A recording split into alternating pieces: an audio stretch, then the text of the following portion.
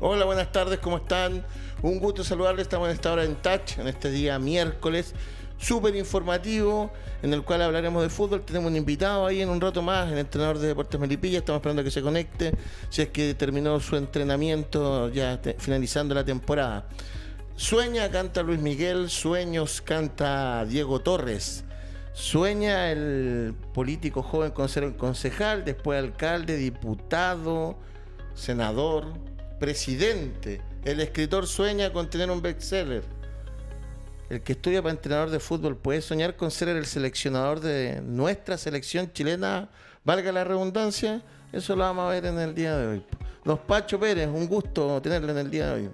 Para mí también un gusto poder estar acá junto con Claudio, poder conversar un poquito. Es interesante el tema que planteas.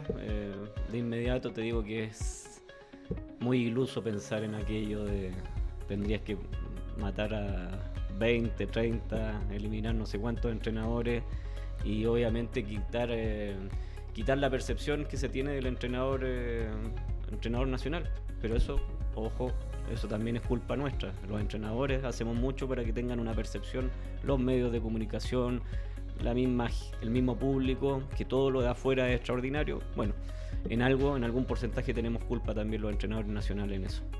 ¿Le gustó? ¿Se sabían las dos canciones? Sueña, Luis Miguel, Diego Torres. Sueño ¿no? Azul también me sabía. Sueña, no, sí, la tengo ahí. ¿Puede soñar quien trabaja en fútbol en ser entrenador de la selección chilena en nuestro país?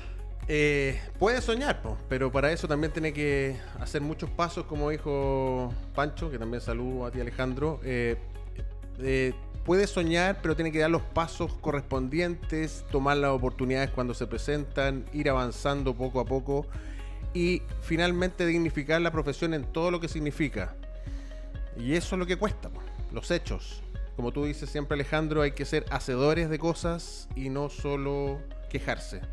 Pero está como quien dice, el lenguaje juvenil la mano para soñar con este tipo de cosas, porque hoy día, por ejemplo, yo te pongo ejemplo, José Luis Sierra, campeón con Unión Española, campeón con Colo-Colo, y al parecer él no puede soñar con dirigir la selección chilena, pues, y tiene los méritos, entonces tiene méritos absolutamente tangibles. Entonces uno de repente se pregunta, ¿cuál es la política ya sabemos que no hay, pero cuáles son las meritocracias para tener el tema? Tal vez el fútbol no está escapando a lo que hoy día ocurre con nuestra sociedad, pero es bastante fuerte, porque yo imagino qué estará pensando el joven que está abrazando esta profesión, po.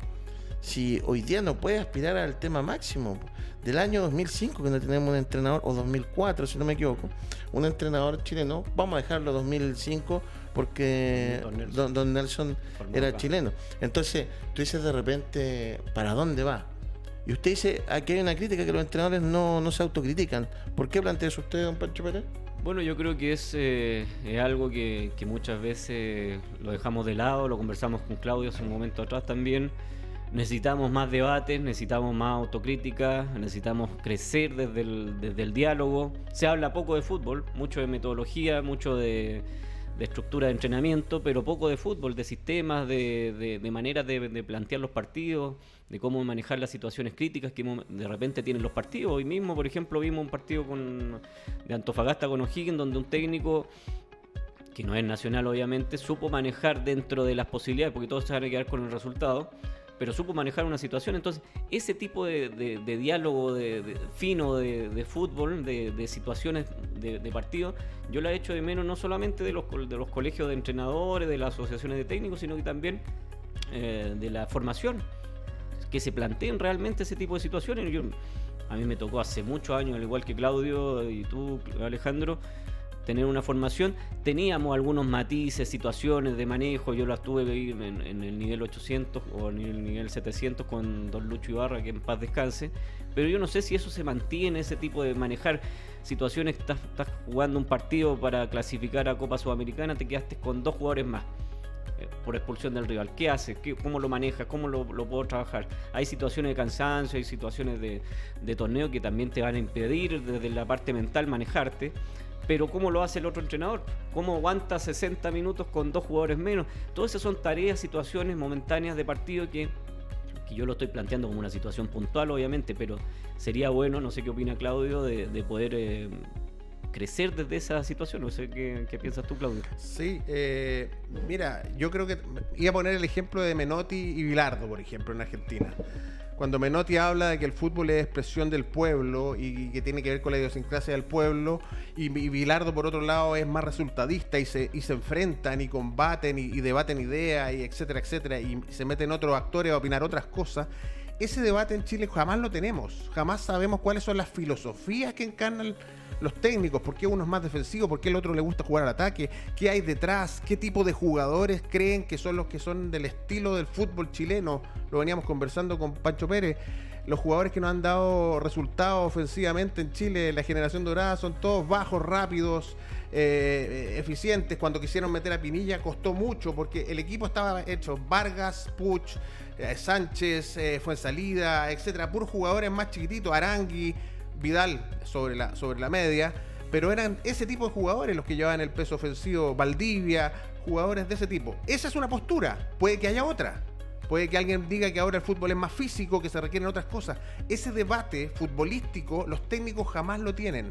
Yo he participado en charlas en el colegio técnico y en otros lados, y se habla de las metodologías, del entrenamiento, de una serie de otras cosas que sí son importantes, pero hay necesariamente que tener una filosofía detrás. La pregunta es ¿por qué se habla de eso y no se habla de otras cosas? Porque se quiere dar una impresión de que somos preparados, de que la ciencia está en el deporte, y estoy de acuerdo.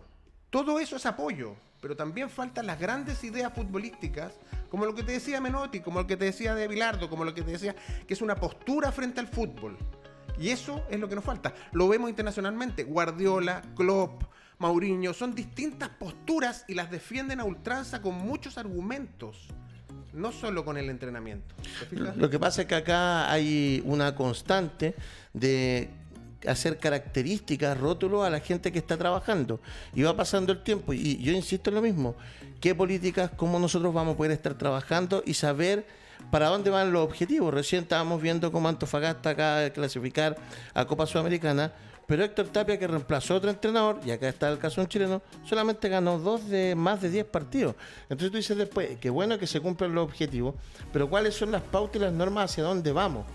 Y eso a nosotros nos tiene muy mal, porque no sabemos qué es lo que queremos. No lo sabemos. Entonces tú dices de repente, ¿quiénes van a dictar estas pautas para esto? Entonces uno dice, las generaciones nuevas, con los nuevos institutos, recién planteaba acá Sergio Gilbert en el anterior programa, no puede seguir el monopolio de una institución enseñando lo que debe ser entrenador de fútbol. No sé cuál es tu punto de vista ante eso. Estoy de acuerdo en ese sentido. La preparación de profesionales para la formación del fútbol, como profesores que enseñan fútbol, creo que se debería diversificar. Pero el tema del fútbol de alta competencia quizás debería estar en un centro de alta competencia donde se formaran los directores técnicos que van a llegar a esas esferas, que no es lo mismo que la formación. Aquí se confunden las cosas y eso debería estar a cargo de una federación y debería tener un proceso de selección súper fuerte. ¿Quiénes llegan ahí? No puede llegar cualquiera. Quizás lo otro, como un instituto profesional, puede llegar un chico de 18 años que quiere ser monitor de jugadores infantiles, ir quemando etapas, etcétera. Pero para llegar a la alta competencia se necesita un centro que esté desde la federación y que se dicten pautas y que hayan estos debates, que finalmente nunca hay.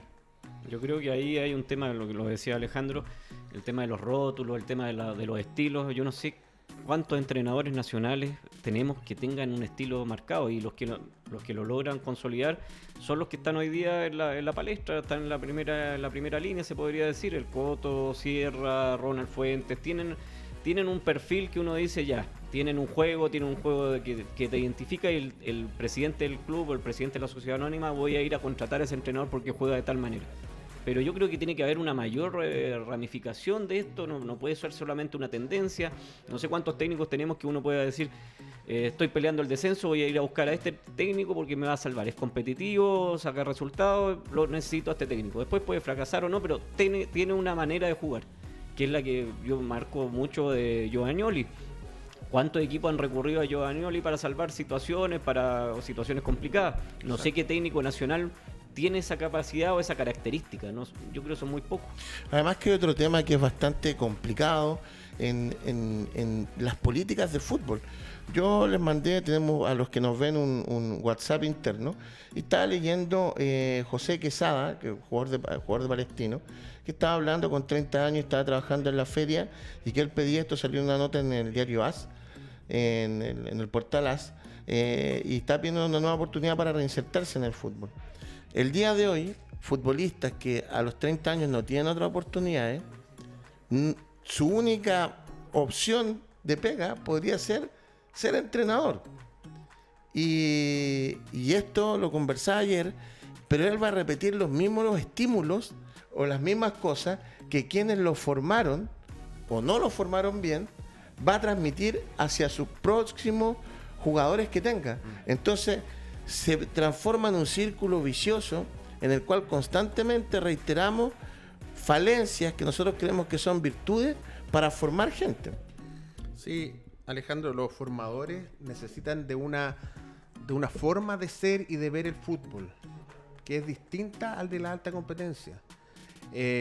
Apuntan hacia lo mismo, quizá, a llevar jugadores allá, pero la formación es otra cosa. Entonces, por eso te decía que hay diferencias y hay que los entes que regulan esto también tienen que ser capaces de detectar quién tiene la capacidad para ir a A o a B y transmitírselo a sus alumnos cuando los tienen ahí como alumnos, digamos, ¿no?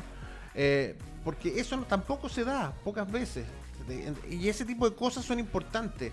No todos pueden llegar a la alta competencia. Yo creo que ahí hay un tema fundamental que es la formación. Yo creo que hablábamos anteriormente el tema de la serie formativa, de los técnicos, de lo que tienen que preocuparse en la serie formativa. Yo creo que hay que preparar a todos, es un futbolista integral, porque pasan este tipo de situaciones, una lesión, lo que sea, y no solamente puedes dedicarte a ser entrenador, tiene que haber un camino más grande que solamente ser técnico, estar vinculado como preparador de arqueros, por ejemplo. Yo creo que ahí hay un punto importante, porque todos se acuerdan, no, yo levanté este título en la sub-19, en la sub-17, pero ¿y tus futbolistas cuántos? ¿Dónde están?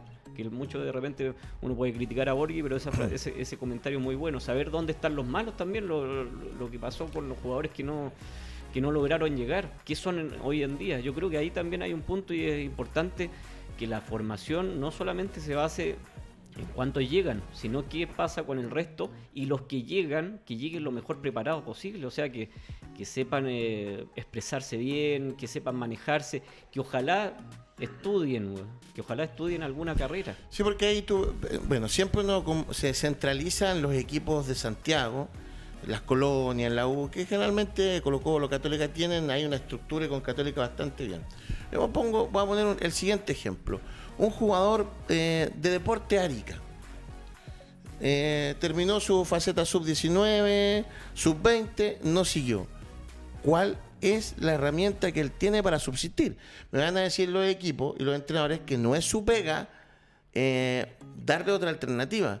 Entonces yo estoy utilizando, claro, porque el que quiere ser futbolista va con su sueño, hace un trabajo constante en un primer equipo que al final a lo mejor no va a llegar. Ya, no llegaste. ¿Qué delta, qué tema extra te dio el equipo para que cuando tú dejes de utilizar esa persona, que para el equipo es su posible producto, esa persona, qué herramienta le das para que siga? ¿Cuál es la herramienta? Mira, Alejandro, ahí hay varios matices, pero los jugadores cadetes, por ejemplo, o los que se integran a un primer equipo, entrenan 3 horas, 4, pongámosle, y el resto podría estudiar o no podría estudiar. Pero podría estudiar supuesto. Kinesiología deportiva, podría estudiar. Yo lo fomenté mucho cuando trabajaba en divisiones cadetes. Muchachos, estudien. Puede venirte una fractura, puede ser un crack, pero te fracturas y se acabó tu carrera. Sí, pero cuando el jugador entra a un equipo... Espérate, es que ahí va a ir que tampoco las universidades están 100% preparadas para ser flexibles. Se ha ido mejorando eso. Pero te lo dije hoy día en la mañana cuando lo conversamos. Es también impulso del propio jugador capacitarse en muchas áreas. Aprender idiomas, etcétera. Por si te quieres ir al extranjero tienes que saber enfrentar a las cámaras, etcétera. Los clubes pueden asesorarte, pueden ayudarte, ojalá lo hicieran, pero sabemos que están pero echando es que no pueden, están po. echando a los técnicos Pero es que de los cadetes. Pero es que es el tema. No lo hacen así. No, pero no es que no pueden, porque yo cuando ingresa un futbolista a fútbol joven, él tiene que cumplir normas. Yo no me imagino que un jugador de 17 años puede llegar curado, drogado, atrasado. Esa es responsabilidad de él, ¿no? Entonces el club también asesora para que esa persona que está utilizando en pos de un tema comercial, porque esto es comercial. Sí. Ya si el jugador es muy bueno, lo vaya a vender, si no es bueno, lo vaya a vender.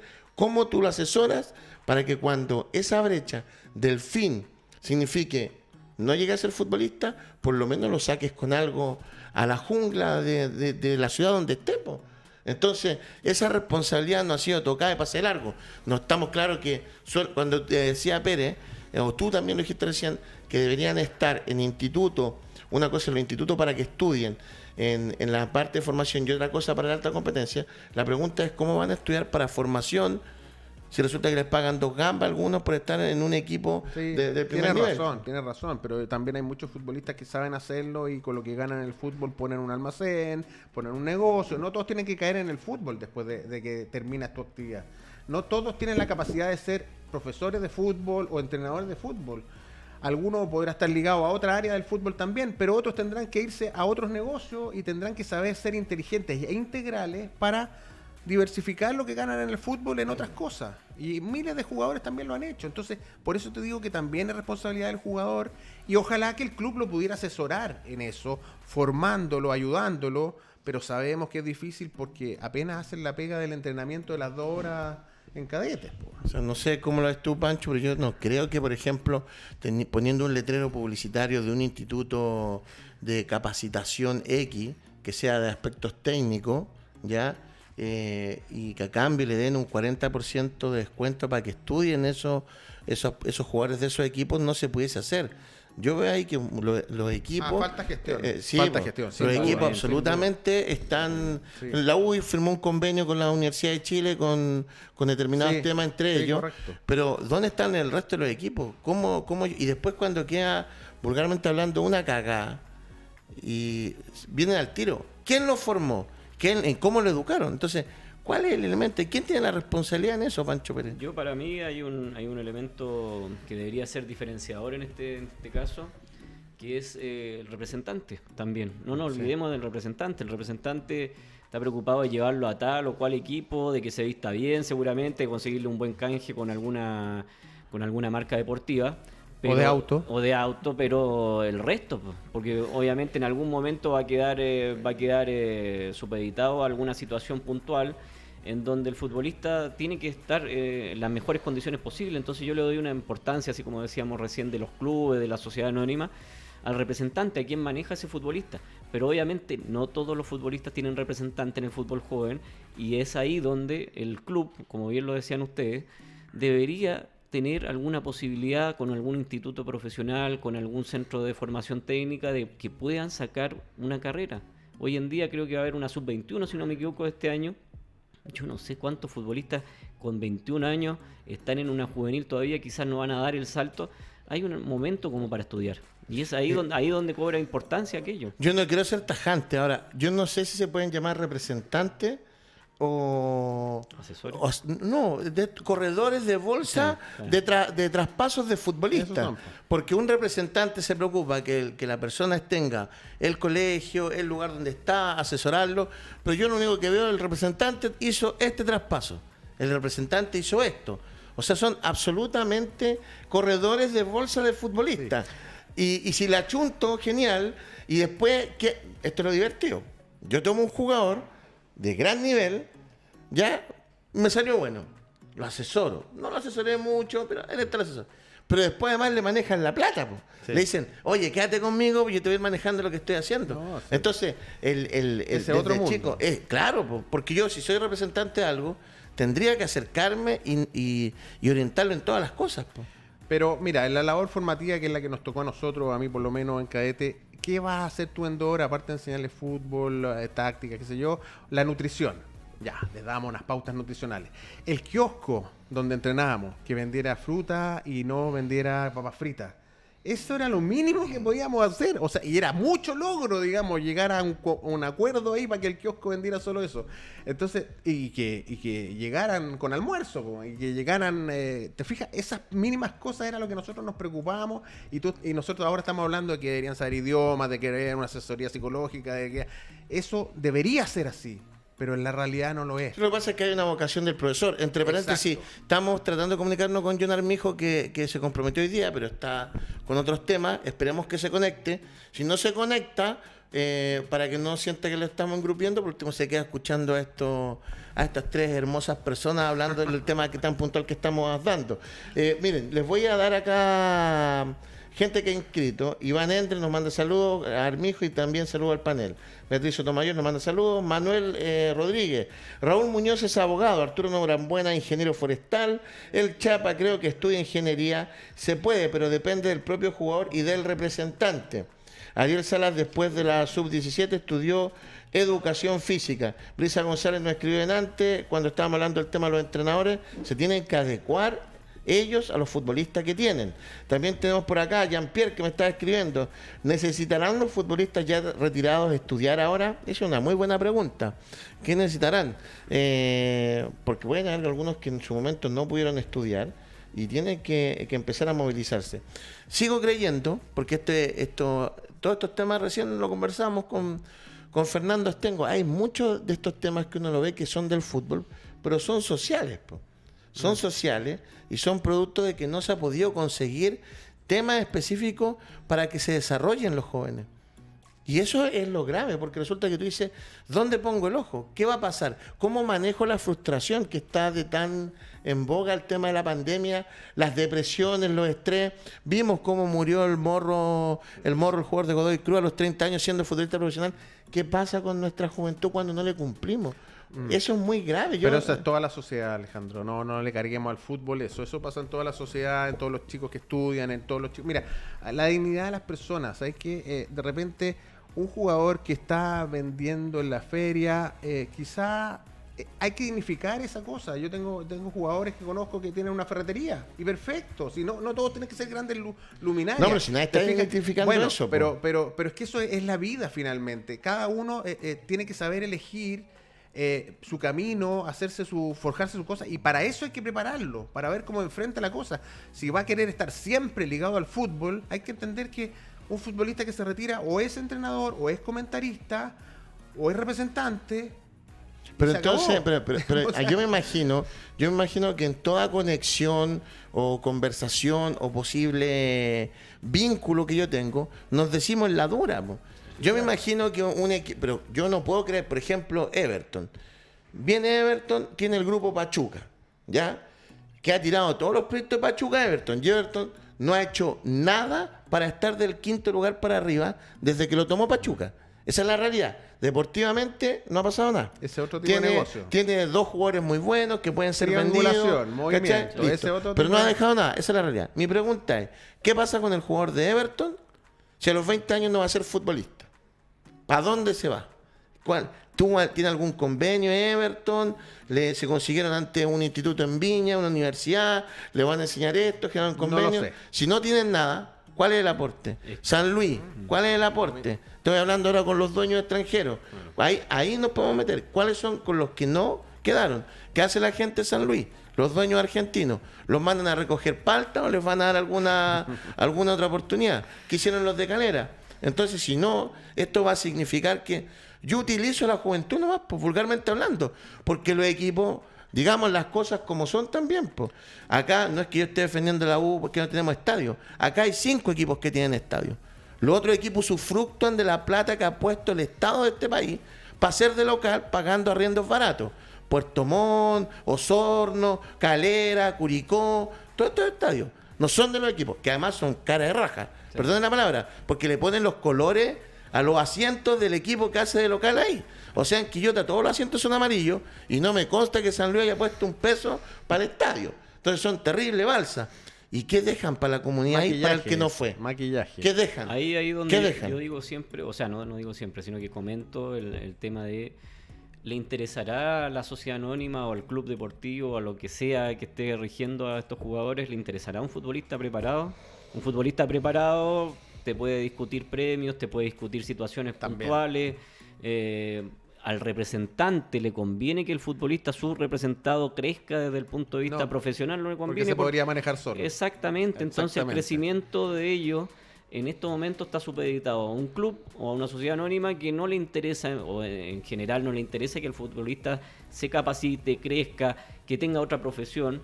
¿Por qué? Porque le puede entrar a discutir de tú a tú a un, no sé, a un dueño del club. Entonces, ¿Qué comentario te mandaste? Te hizo bien sentarte a mi izquierda. Te acabas de mandar un comentario muy potente, Pancho. Bueno, pero te estás uniendo al grupo. Pero ¿en qué hemos crecido los últimos 30 años? No hemos crecido en nada. Pero mira, vamos, te pongo en tropa. Claudio Valdivia le hace una pregunta acá a Claudio Gutmani. Usted tuvo jugadores a su cargo. ¿Qué fue lo que pasó con ellos? Iván Endre, querido Iván, que nos escribe desde Arica. Hoy hay equipos de representación que se preocupan de todo. Next Level, por ejemplo. Mira, qué buen punto acá el que nos señala Iván. Y ojalá que comparte ahí con el tema de su experiencia, qué equipos se están preocupando. Generalmente, bueno, tú me decías que Claudio Valdivia fue jugador tuyo. Claudio es el que está escribiendo, yo creo que es el papá. ¿Ya? Su hijo está jugando y yo me acuerdo haber conversado muchas veces con él porque era pequeño deporte, que si no se potenciaba físicamente, era muy talentoso, pero que si no se potenciaba físicamente no iba a llegar muy lejos. Y se ha potenciado físicamente. Y por lo que supe, en algún momento estuvo hasta en Suecia jugando. ¿Ya? Bueno, es un gran salto ese. ¿Te fijas? O sea, ahí hay un caso. ¿El caso fue vocación tuya o del equipo? No, son consejos que uno da y los papás lo toman. O sea, fue tuyo. El equipo no hizo nada. Pero es que esa es la discusión. Bueno, esa es la discusión. Eso es lo que siempre hablamos. Yo en ese caso lo hablé. Claudio Valdivia era un volante ofensivo, 10, talentoso. Lo hablamos en las planas de arriba. Oye, hay que potenciarlo físicamente, hay que hacer el trabajo, hay que ver cómo se le puede estimular el crecimiento. No hay plata. Si no había plata para pagarnos a nosotros, iba a haber plata para... Entonces te digo, ese es el tema, digamos, finalmente. Lamentablemente. Otros jugadores yo me los encontré después. Gracias, profe, por haberme dicho que estudiara kinesiología. Estoy feliz, estoy en kinesiología y me sirvió para entrar a la universidad y ser deportista. Eso es lo que tú tienes que orientar, pero eso es personal, depende de cada técnico. No hay ese es el problema. Fíjate que yo creo muchas veces, y esto con bastante autoridad, y no lo quiero decir por una escuela u otra, yo te aseguro que hay más preocupación de la persona e identificación en las escuelas de fútbol con esta área que en los mismos equipos. Porque hay varias escuelas de fútbol que se terminan nutriendo de mismos profesionales que jugaron en esas escuelas. Y que hoy día uno los ve como entrenadores de fútbol, profesor de educación física, kinesiólogos. ¿Por qué ocurre esa identificación en la escuela de fútbol y no ocurre en un equipo? Y no ocurre. Y ocurre. No, es muy poco. Bueno, muy poco. Mira, pero es que ellos tienen la plata. Roberto ellos tienen la en plata. Palestino está trabajando ahora después de haber pasado varias cosas tristes. Sí. Y el club sí lo apoyó. Y su grupo de compañeros también lo apoyó. Y los entrenadores también lo apoyaron. Y hoy día es un profesional que trabaja en el área formativa. Con todo ese carrete, yo creo que puede ser y es un gran aporte porque sé que ha sido así. ¿Te fijas? Entonces, eso es ganarle a la vida y el club ahí apoyó. Ya, pero él jugó en Palestino, pues. Sí, claro. Y mi pregunta es, ¿qué pasa con los que no jugaron? Bueno, es que no hay la red tan sí, grande. La identificación del que jugó... Le estás pidiendo mucho al fútbol, Alejandro. No, pues no es mucho, porque resulta que tú me utilizas... encantaría eso, pero tú utilizas a un joven, tú puedes utilizar a un joven desde los 10 años hasta los 20, le pegaste la patana al poto, pero eso... te olvidaste y ahí quedó, pues no le entregaste nada. Pues. Sí. Es que eso es muy fuerte. Bueno, se juega con yo siempre, ese fue mi trauma, digamos, que se jugaba con los apoderados, con las familias, con los sueños de los niños. Y con toda una familia, prometiéndole el futuro esplendor, cuando tú sabías, yo como técnico, que 1, 2, 3 llegarían y el resto no. Entonces, eso es así, lamentablemente. Yo te lo dije hoy día en la mañana, tú me dijiste, ¿por qué es cruel el fútbol? Es cruel el fútbol. Algunos los levanta y quedan arriba, otros caen bruscamente y uno ni siquiera se levanta. Pero es que hay un papel del Estado, porque si el Estado quisiera entrometerse, dijera perfectamente, yo no te arrendo más el estadio a precio de vagoneta. Po. Bueno, y hay casos especiales. Estamos apuntando alto. Bueno, hay casos especiales también, pues hay clubes o sociedades anónimas importantes en este país que se nutrieron muchas veces de las leyes del deporte para financiar el fútbol formativo, entonces... ¿Dónde está? Porque todos dicen, no, la sociedad anónima le hicieron un bien, que yo creo que es así, en el tema de los salarios, pagar al día, todo ese tipo de cosas, pero muchos de ellos se aprovecharon de las leyes para para utilizarla en el fútbol formativo. Entonces todos dicen, no, han invertido tal y tal plata. Tú estabas diciendo lo de los estadios. Entonces empezamos a desmitificar algunas cosas. O sea, no pusieron plata para estadios, no pusieron plata para el fútbol formativo algunos. No, muchos, no, algunos no lo muchos, están- no lo están algunos- poniendo ahora. Claro, entonces uno dice, ¿dónde está el crecimiento? Pero Porque- si hablemoslo como son, estadio, la Católica, Sí, ¿ya? Colo-Colo, Huachipato. ¿ya? Huachipato con CAP, Unión Española, Sí. y que lo volvió a arreglar Segovia, que te puede caer bien o mal, Pero se metió la mano en remodeló. los bolsillos. Sí. Palestino, estadio, pero con concesión de terreno. Sí. No compró el terreno. Sí. Estamos. ¿Qué otro equipo tiene estadio? me da la impresión. ¿Qué otro equipo tiene estadio? Mira, lo que aportó Palestino es el complejo de cadete. Sí. Eso se lo aportó porque va a quedar finalmente a la Pero municipalidad. quedó en el terreno. ¿Qué Exacto. otro equipo tiene estadio? ¿No hay más? No. Y resulta que arriendan los estadios a precio huevo, planteando el tema de la identificación. No, y Pero hay- sin embargo, y van hay- y cobran 7 lucas por la entrada. Claro, y hay algunos que se hacen dueños de ese estadio, que no le Además. sacan, que no lo comparten, que no lo Además. entregan a la comunidad, Exacto. que si el equipo se está jugando hoy el descenso, ese estadio no lo puede utilizar, por ejemplo.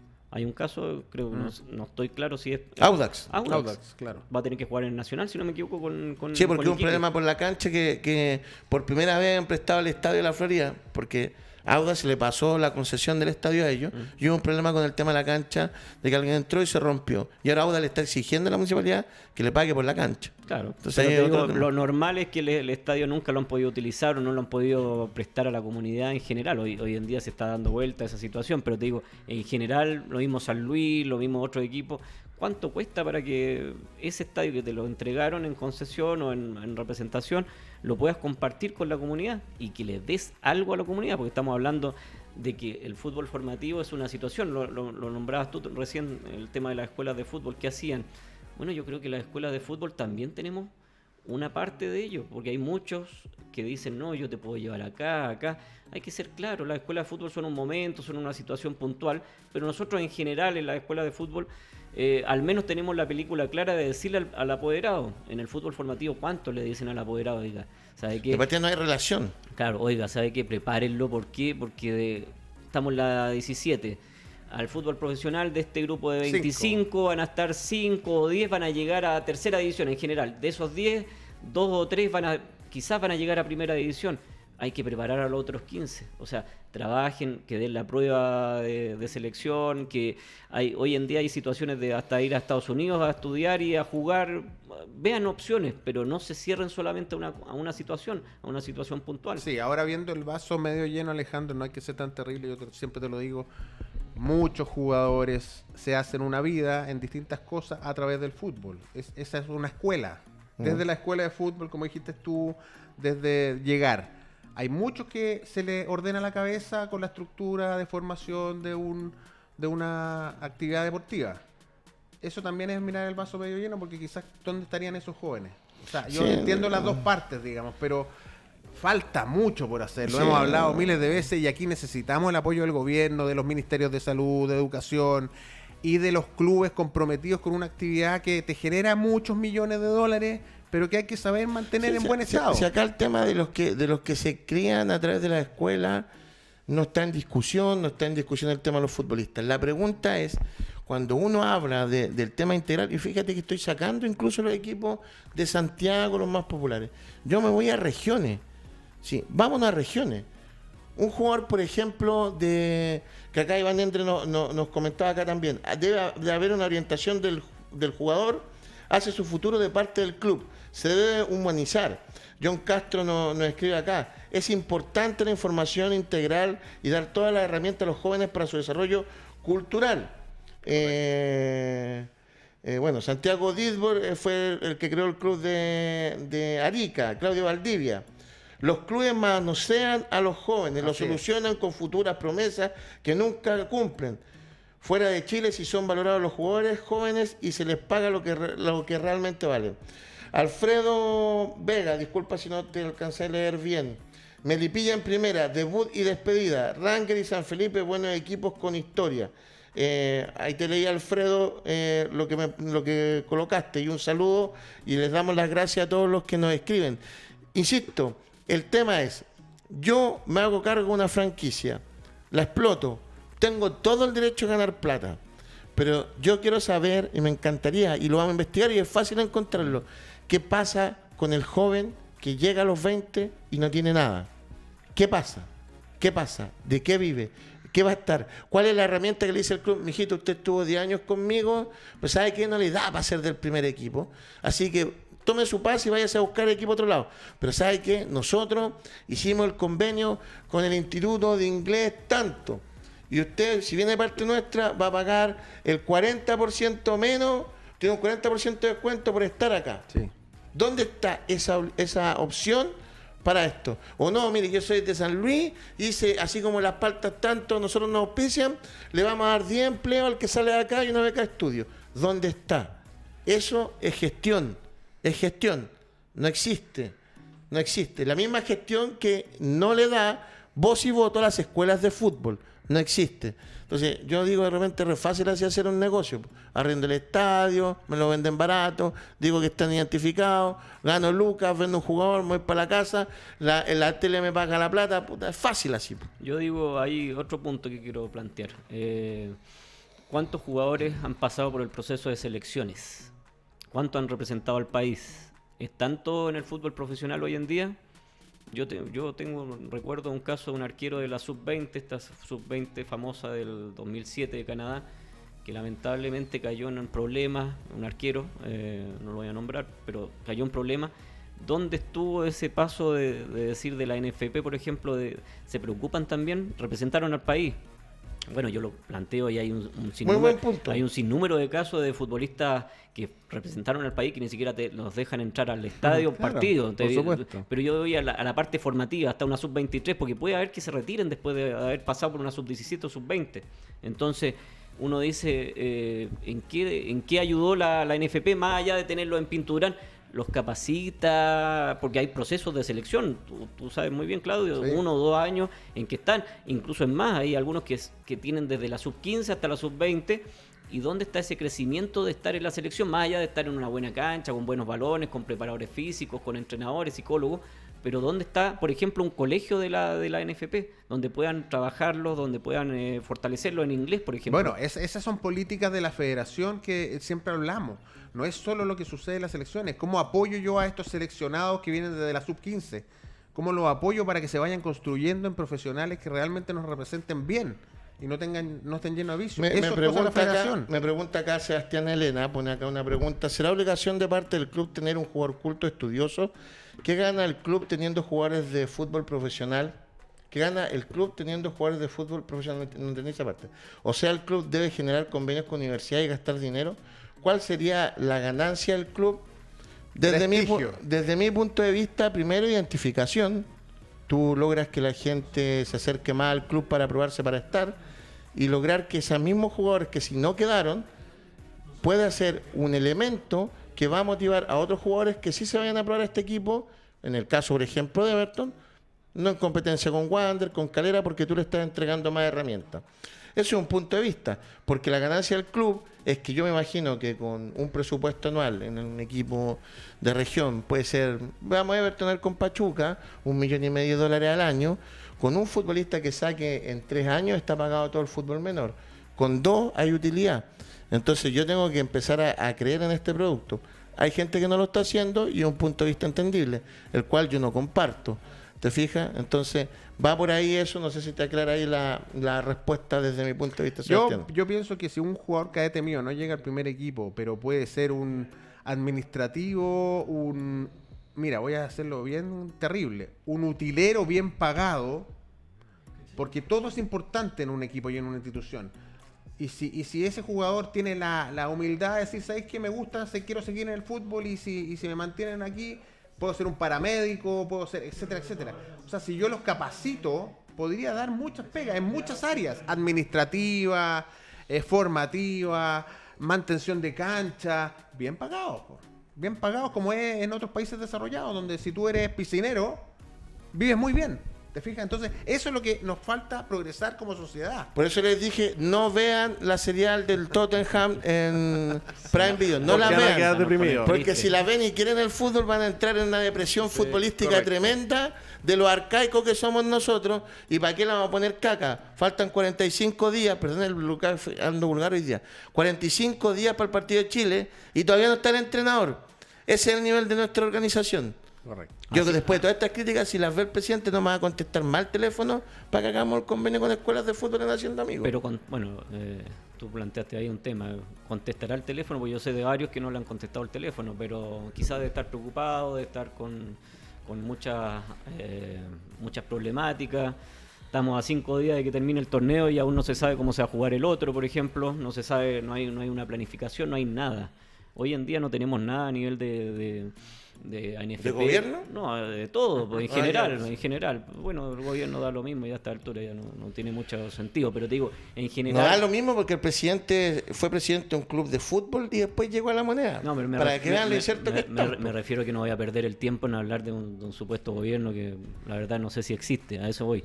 Entonces, muy similar a lo de la NFP, o sea, no sé si existe el gobierno de la NFP, pues si 40 y tantos días han tenido, 50 días han tenido para contratar un técnico y no son capaces todavía de tener ni siquiera, porque alguien decía, no sé si fue en Doble Amarilla al profe Gilbert, parece que se lo escuché, o a alguien más, no me acuerdo, pero hablaban del perfil de esto, del perfil.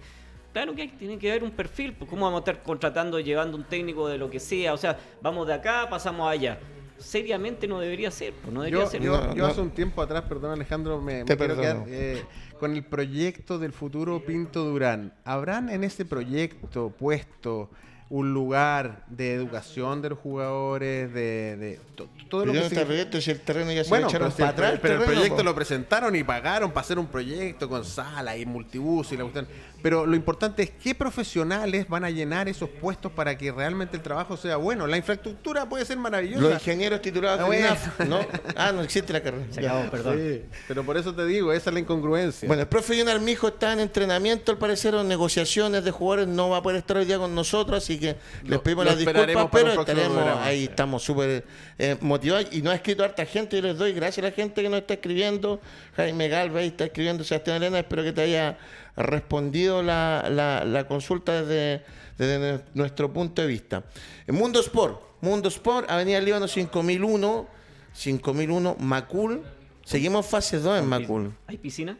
No, no hay piscina está todavía. piscina, pero no está funcionando. Fase 2 en Macul, Ya. Mundo Sport. Están todas las canchas disponibles. Se juega de 5 contra 5. ¿Usted ha jugado 5 contra 5 alguna vez, no? Sí, pues, baby. Sí, muy bien, claro. muy bien. Esperamos que... Grandes partidos. Que la fase 2 salga para que podamos estar jugando 7 contra 7, porque la cancha, si estuviera en un mall, podría jugar. Así es. Pues. Pero Cuando no- el chico jugaba 2 contra 2 Sí, también. también, así que- No, en un mall. Si el complejo estuviera en un mall, No, puede jugar 7 contra 7. tranquilamente. Pero no está en un mall. el único problema tendrías que hacer una fila para entrar a los 600 ahí para que pudieran participar. Lo exacto. único problema que tendría. Me escribe Jean-Pierre acá, cuando se vea como un negocio más rentable, deberían apoyar a 20 cadetes y no solo buscar sacar lo bueno, sino si no le encuentran luego el negocio, eso hará menos social el tema para los chicos de Chile. Fíjate que acá hay algo que dice Jean-Pierre, que además no es verdad, po. Lo que él cree que es verdad no es verdad. Dice, se buscan los mejores jugadores.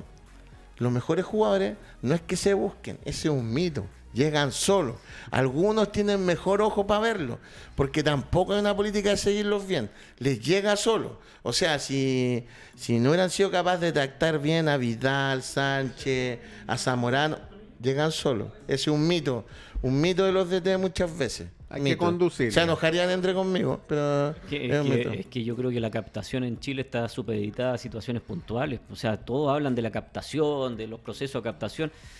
Claudio trabajó en informativa y yo creo que estamos años luz de lo que, por ejemplo, siempre hablamos, decimos no, los argentinos esto, lo otro, pero los argentinos sí tienen reales redes de captación y ahí hay un punto que uno podría decir, Ahí hay otro. los entrenadores del INAF, ¿dónde pueden llegar? Bueno, yo soy de Arica, soy de Antofagasta, bueno, puedo ser, si hubiera una red de captación de los equipos, perfectamente se podría dar esa situación de que los entrenadores pudieran trabajar como veedores, como Oye, en la situación. ahora es fácil, tienes el celular, puedes grabarlos, puedes mandar Aún informes. así no existe eso. Exactamente. Aún así, sí, entonces no, estamos sí. en la antípoda. ¿no? Es lamentable. Bueno, Claudio Guzmán, aparte de ser uno de los primeros entrenadores egresados del Instituto del Fútbol y con experiencia en Palestino, Santiago Morning, también es escritor.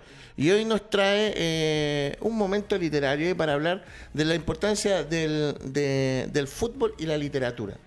Mira que estoy culto. Fútbol y literatura. ¿A quién nos trae? Yo siempre digo que el fútbol es parte de la sociedad en que vivimos y la representa muchas veces. Eduardo Sacheri, escritor argentino, nacido en el 67, futbolero, y ha escrito innumerables libros relacionados con el fútbol, pero el fútbol como telón de fondo de estas historias. Hay algunas más futbolizadas que hay otros, hay cuentos de fútbol entre sus libros. Él es muy conocido por El secreto de tus ojos, que en realidad se llamaba La pregunta de tus ojos, su novela, y fue llevada al cine como El secreto de tus ojos, y ganó un Oscar en el 2010, dirigido por Juan José Companela. También él escribió el guión de Mete música te ponen, extraordinario, viejo. Extraordinaria la producción, ¿eh? No puedo decir que está bien la producción, pues me van a retar, ¿viste? Ya me van a ganar un reto. Estamos en un gran grupo de trabajo. Nos pueden felicitar lo que hacemos bien. ¿Viste? Me van a ganar el medio reto después. Muy bien, Dale. muy bien. Eduardo Sacheri también hizo el guión de la película animada Mete Gol, que también la pueden ver en Netflix y en otras redes. No sé si estamos haciendo auspicio ahí. También escribió el libro Papeles en el Viento, que retrata justamente lo que estamos hablando. Lo que le pasa a un jugador que es promesa, que después es amateur, que después juega en equipos malos, que le prometen un contrato, que después no lo cumplen, que después se muere y deja una hija huérfana y el hermano se tiene que hacer cargo y ver cómo cobra una prima que está ahí atrapada. Un gran relato que nos muestra todas las artimañas que hay dentro del mundo del fútbol, las mafias, los dirigentes, las promesas y cómo se juega con un jugador. Papeles en el Viento, gran película que además habla de la amistad de cuatro personajes, uno de los cuales es el futbolista. Esperándolo a Tito y otros relatos de fútbol también, muchos relatos que tienen que ver con el portero, con el penal, con la situación, con etcétera, etcétera. Con el que se enamoró de la hija del dirigente, etcétera, etcétera. Grandes libros de Sacheri, pero les vuelvo a decir, él habla de la sociedad argentina, de la sociedad en torno al fútbol, de las barras, de un montón de cosas. Cuando quieran realmente emocionarse, reírse y tocar la humanidad a través del fútbol, lean a Eduardo Sacheri. ¿Por qué no hay libros de fútbol de escritores chilenos? Hay algunos, Poli Delano escribió varios cuentos de fútbol, pero alguien que se dedique 100% a escribir un libro entero de fútbol, yo estoy tratando de hacer uno. Bueno, Cristian Muñoz, director técnico del INAF, hoy en Deportes Concepción, creo. Pero todavía. ¿por qué no tan masivo? ¿Por qué cree usted? Pero Bueno, de parte de los escritores. ha ido evolucionando. Y en general han sido periodistas, Barrio Bravo, etcétera, etcétera. Bueno, está con nosotros, está metiéndose, John Armijo, vamos a Después de poder la conversar música, con él. John Castro, la educación va de la mano con el deporte. Recuerden que los futbolistas juegan hasta los 35 y después ¿qué hacen? Roberto Mendoza, los felicito por el programa. Lo que dicen en su programa es el pensamiento de muchos. Gracias por escribirnos. Iván Endre, si se gestiona bien un convenio con instituciones de educación, el club deja de gastar en muchas áreas. La gestión, muy importante, que pasa a ser nuestro tema. La Yoya Muñoz, productora del programa del jueves, mañana jueves, que tenemos acá a Laura Albornoz, candidata constituyente, ex ministra de la mujer, que va a estar acá con nosotros conversando sobre temas de constitución. Y el próximo martes, el candidato a Ñuñoa, alcalde, Juan Pablo Sáez, va a estar acá con nosotros. Acá invitamos a todos los candidatos. Ayer vino una derecha, hay varios derechas que no me contestan el teléfono y yo me he portado súper bien, no he tratado mal a nadie. Porque No, preguntan por qué no, tanto no está de- cargado este programa. No, yo soy izquierdista, ya, perfecto. pero yo invito a todo el mundo. Aunque hay gente que me trata... Así debería ser el mundo. Sí, pero no, estamos ahí. Brisa González, bella historia del libro y que no haga spoiler, señor Guzmán. Lo ponen acá. Usted me avisa. Profesor John Armijo, un gusto tenerlo con nosotros. Cambiamos el nombre. La producción es Haciendo Amigos, pero estamos en Story and Touch. Pancho Pérez, el productor de la invitación. Así que un gusto tenerlo y felicitaciones, profesor.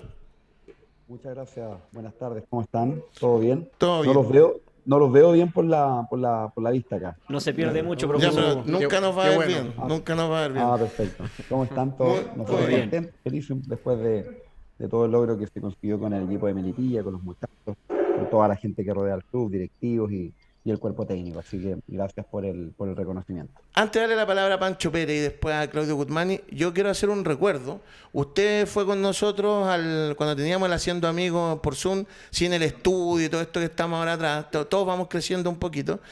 Pero usted ese día no estaba en Melipilla y estaba con una hambre de dirigir. Y yo tengo buena memoria.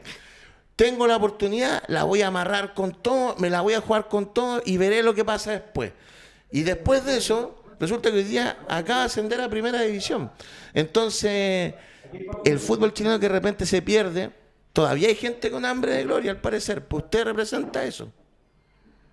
Sí, mira, en ese periodo, bueno, estábamos en la pandemia, ese era el contexto un poco, estábamos todos medio ansiosos también, pero, pero hemos venido trabajando durante muchos años, sobre todo en mi persona me tocó durante los últimos 13 años empezar a prepararme y conscientemente, pero por lo menos estar en diferentes cuerpos técnicos, buscando siempre la finalidad y el objetivo de poder dirigir como entrenador. Y en este camino se había reconocido, como ese día se los dije, se había reconocido que había que desarrollar una forma y fuimos desarrollándolo a través de la preparación física inicialmente, después como ayudante técnico, después como analista táctico, después como jefe técnico.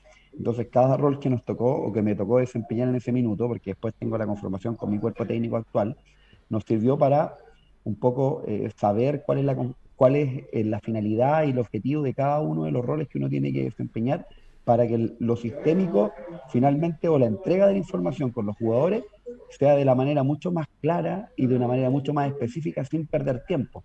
Porque me di cuenta, haciendo o no haciendo, o haciendo en forma correcta o haciendo en forma incorrecta, qué es lo que uno debía hacer en forma específica o qué era más importante y más trascendental para poder sacar rendimiento. Y yo creo que finalmente ese fue el valor que hoy día nos ayudó muchísimo a poder orientar este trabajo en prácticamente 2 meses y subir a un equipo a primera división, obviamente tomando en cuenta todo lo que se había hecho de manera muy buena también antes. Antes de la palabra Pancho Pérez, hay una cosa que no puedo dejar pasar. Iban 2, 3 partidos, no me acuerdo el rival, pero en la celebración de un gol ahí en el Municipal de la Florida, todo encima de todo, pero había demasiado hambre. Y después, mucha calma en el partido que se pierde en Santiago, donde tengo que decirlo, porque yo he sido súper crítico de entrenadores que ven otra cosa que la gente no ve. Y usted en la primera final dijo que ustedes no anduvieron. Y lo dijo así con todas sus letras. La verdad es lo que quiere el consumidor del fútbol, porque le engrupen algunos entrenadores que están listos para ir a la política también. Pues muchos grupos. Es verdad. Lo que pasa es cuando vaya haciendo las cosas en forma concreta y súper objetiva y se va haciendo consciente, tú te vas dando cuenta en el camino un poco qué es lo que realmente sirve o no. O sea, qué es lo que es humo y qué es lo que no es humo, pero te vas dando cuenta después de la respuesta de los jugadores. Y nosotros habíamos quedado con un poquito la bala pasada, porque realmente en esos 15 o 20 minutos sí nos sentimos superados por San Felipe. Y eso hay que reconocerlo. Obviamente después San Felipe se echó atrás, nosotros cambiamos la estructura o el sistema, y esa estructura y sistema nos sirvió mucho también para poder tener la posesión del balón y poder hacerle daño a San Felipe, pero sin profundizar específicamente. O sea, no nos creamos prácticamente una situación bajo el arco, pero sí tuvimos 3 o 4 situaciones que podríamos haber concretado sin tanta profundidad. Entonces eso un poco nos deja la tranquilidad de que no estaba muy claro si habíamos nosotros superado al rival o San Felipe se había echado atrás, pero en el fondo sabíamos que por ahí más o menos iba el camino dentro de lo que era eso. Entonces cuando damos la entrevista final en esa parte, claro, reconocimos que esos 20 minutos no habíamos estado a la altura por la convicción como había salido el equipo en la cancha. Pero después, los últimos 70 minutos del partido, prácticamente estuvimos con la posesión y tuvimos nosotros el protagonismo del juego, que fue lo que después, y eso nos dejó tranquilos para poder enfrentar después lo que venía. Sabíamos que en algún minuto San Felipe, por la cantidad de jóvenes, no sé si se iba a caer, pero distinto jugar una final con juveniles que jugar una final con adultos. Yo creo que eso fue uno de los puntos importantes para después, y sumándole esto lo táctico, fue las cosas que nos dieron esa oportunidad de poder llegar a la parte final para poder definir la situación en penales, y yo creo que se debería haber definido en la lógica del juego se debería haber definido en el juego mismo con el penal no convertido por Sosa. Yo creo que el partido hubiese terminado antes si hubiese sido así. Pancho Pérez. Bueno, primero agradecerle al profe por estar acá y marcar algunas situaciones. Siempre nos comentamos en el programa el recorrido que hay que tener para llegar a un equipo de primera división o para dirigir en un equipo, y el profe, desde que partió, si no me equivoco, en Unión, ahí en juveniles, en cadete, en escuela de fútbol, ha recorrido de todo para poder llegar a dirigir. Entonces esa parte, marcarla para la gente que está estudiando hoy en el INAF, hay que hacer un recorrido. Profe, la consulta va por el lado de saber qué le agregó usted a este equipo, porque este equipo ya venía con un cierto funcionamiento, pero qué cosas así puntuales con su cuerpo técnico le pudo agregar a este Melipilla para que consiga el objetivo, en la parte táctica, obviamente. Hola Pancho, buenas tardes, ¿cómo estás? Todo Espero que bien, estés bien. todo bien por acá, profe. Siempre conversamos con Panchito ahí por los análisis tácticos, nos conocimos ahí compartiendo en algunos medios, así que lo felicito, profe, también por su visión y lo que ha hecho también en el juego y en el fútbol. Gracias, profe. Cuando nosotros llegamos, profe, a Melipilla, hicimos un diagnóstico del punto de vista individual, un poco de cómo venía cada jugador, pero también del punto de vista sistémico. Y nos dimos cuenta de las cosas positivas que el cuerpo técnico anterior había hecho, y una de las cosas era la organización defensiva y la transición defensiva. Por lo tanto, sabíamos que el equipo tenía que ser sumarle algunas cuestiones que tenían que ver con la organización del juego de manera ofensiva y entregarle algunas conductas y características también en algunos movimientos que le faltaban para poder hacerle daño a los rivales de la primera vez.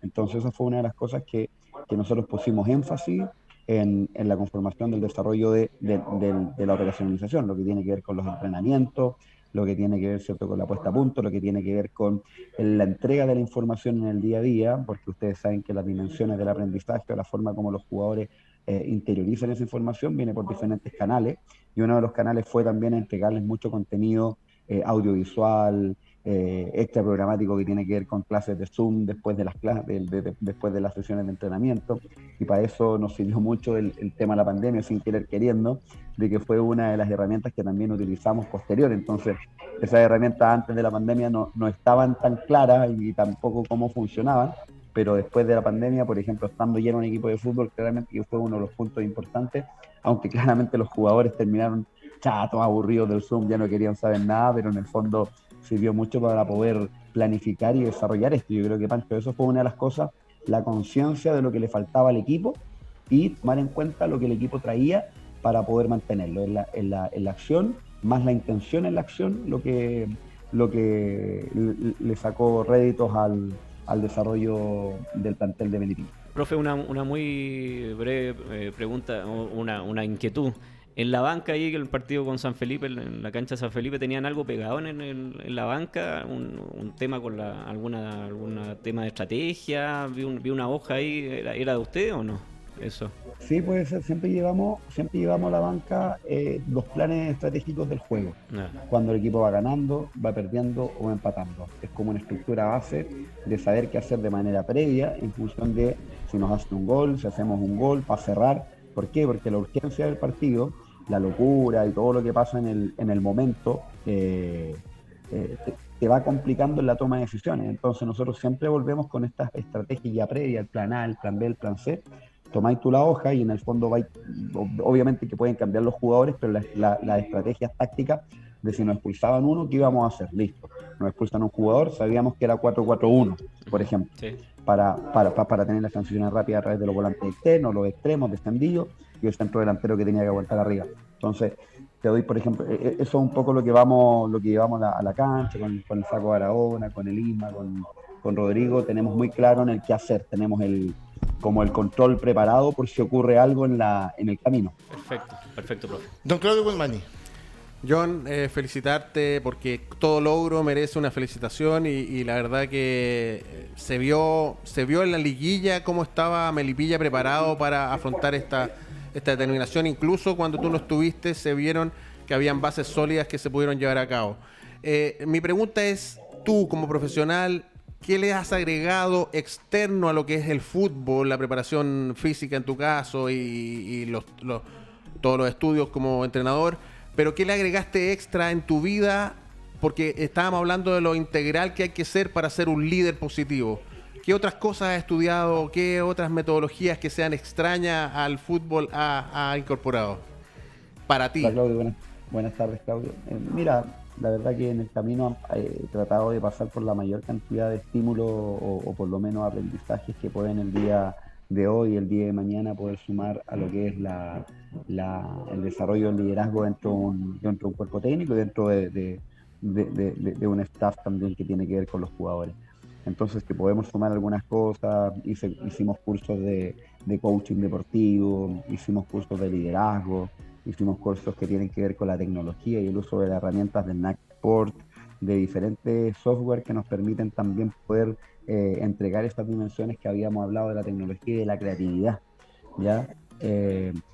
Conformamos un cuerpo técnico que tiene también diferentes capacidades. Trajimos a Eduardo Barahona, que es un académico de INAF, que tiene que ver con la estructura y con el desarrollo, ¿cierto?, un poco más teórico, sobre todo de la metodología que estamos utilizando, que es la periodización táctica, y que la hemos no trabajado durante el último tiempo, sino que la hemos trabajado durante los últimos años.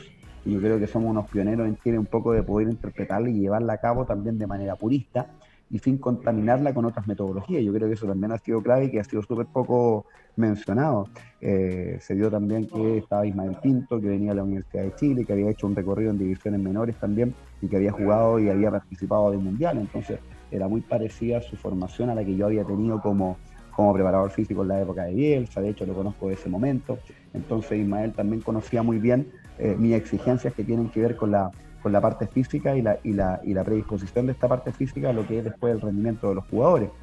Y finalmente nos faltaba un eslabón que tiene que ver con el desarrollo de las habilidades blandas, con el desarrollo del jugador en su natural dimensión, que tiene que ver con el camarín, y ahí nos cubrió como anillo al dedo el integrar a Rodrigo Córdoba, que yo había trabajado con él también en divisiones menores cuando comencé como preparador físico hace prácticamente 17 años atrás en la Unión Española, y fue mi primer técnico con el que trabajé. Entonces yo creo que no hay casualidades, hay causalidades en la vida y uno tiene que saber desarrollarlas, interpretarlas y ocupar cada una de las cosas que te va pasando. Entonces esa fue un poco la visión, y que cada uno de nosotros también después integró sus capacidades distintas, sus aprendizajes, sus cursos, sus postítulos en algunos casos, para poder un poco desarrollar lo que se hizo.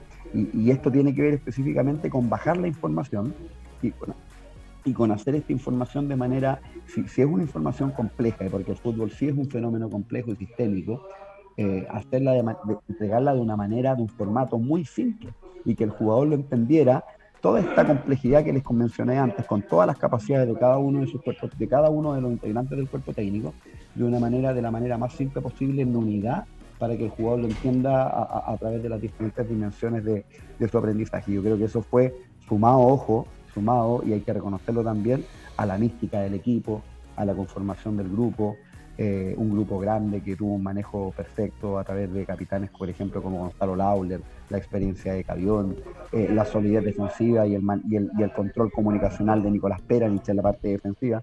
Entonces es un grupo que no se valora mucho, quizás porque no se ven estas cosas desde afuera, pero sí todo esto que se hizo como cuerpo técnico, sumado a todo el desarrollo que tenían ellos durante los últimos 2 años, con el que tampoco podían haber clasificado porque perdieron en semifinales del año pasado para poder pasar la final en la liguilla contra Copiapó por penales. Toda esta cuestión, todo este hambre que se traía desde la interna y todo este hambre nosotros en la preparación que traíamos desde afuera, fue una bomba atómica que se reunió y que se hizo bien para poder finalizar lo que hicimos. Y eso se vio reflejado en la cancha. Profesor, yo le quiero dar las gracias. Nos está pillando el tiempo. Yo quiero desearle el mejor de los éxitos. Sigue en primera, ¿cierto? ¿Sigue usted en el plantel? Sí, pues. Listo. Así es. Que le vaya bien. Ojo, pero mire, lo llamamos del Haciendo Amigos por parte de Pancho Pérez, porque acá, quiero serle sincero, nadie apostaba a 100% porque ganaban ustedes. Le echaban las fichas a Puerto Montt, a varios más. Así que ahora que no se hagan los simpáticos todos, porque las cosas como son. La mejor energía del mundo, y espero que no sea la última vez que podamos contactarnos con usted. No se preocupe, vamos a estar siempre en contacto y ahí para lo que necesiten, siempre dispuesto como cuerpo técnico. Un abrazo gigante, profesor. Saludos, profe. Que estén bien. Chao. Ese fue el profesor John Armijo. Estamos terminando. Solamente quiero comentarles antes de que nos vayamos para la casa que un día como hoy en Efemérides de Chile, el año 2007, un día como hoy, fue promocionado, lanzado el Transantiago. Ítem con el que todos los chilenos nos vamos muy contentos y felices a nuestras casas. Fue lanzado este plan de locomoción colectiva con bombo y platillo. Tema del cual nadie se hace responsable en el día de hoy. Así que, pero eso para que no lo olvidemos nunca. Hoy día, un día como hoy, nació el Transantiago. Muy bonito día. Muy bonito día. Don Claudio Guzmán. Un profesional chileno preparado parece, ¿no? Jonan Mijo. Muy bien preparado. Mira. Muy bien preparado. Estamos terminando. Quiero darles las gracias. Nos vemos mañana. Maxi y Mati en los controles. Muy, muy amables por todo. Y nos estamos viendo. Gracias a todos los que nos vieron y nos escribieron. Que estén súper. Nos vemos. Chao.